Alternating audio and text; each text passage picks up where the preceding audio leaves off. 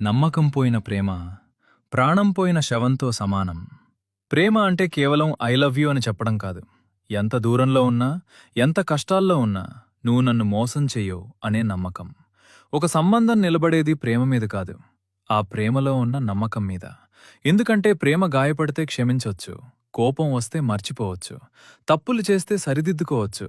కానీ నమ్మకం ఒక్కసారి విరిగిపోయిందంటే ఆ శబ్దం జీవితాంతం మనసులో వినిపిస్తూనే ఉంటుంది.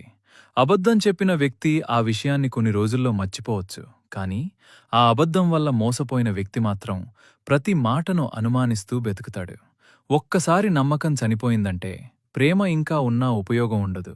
ఎందుకంటే శరీరంలో ప్రాణం లేనట్టే ప్రేమలో నమ్మకం లేకపోతే అది కూడా ఒక శవమే. మళ్ళీ ఆ నమ్మకాన్ని సంపాదించడం అంత సులభం కాదు. ఒక అబద్ధం చెప్పడానికి 1 నిమిషం చాలు, కానీ ఆ అబద్ధం వల్ల పోయిన నమ్మకాన్ని తిరిగి తీసుకురావడానికి కొన్ని నెలలు, కొన్ని సంవత్సరాలు, కొన్నిసార్లు ఒక జీవితకాలం కూడా సరిపోదు. అందుకే అబద్ధం చెప్పండి, తప్పులేదు అని కొందరంటారు. కానీ ప్రేమించిన వాళ్ల దగ్గర మాత్రం నిజాలు దాచకండి. ఎందుకంటే వాళ్ళు మీ దగ్గర సంపద కోరుకోరు, పరిపూర్ణత కోరుకోరు, కేవలం నిజాయితీని మాత్రమే కోరుకుంటారు.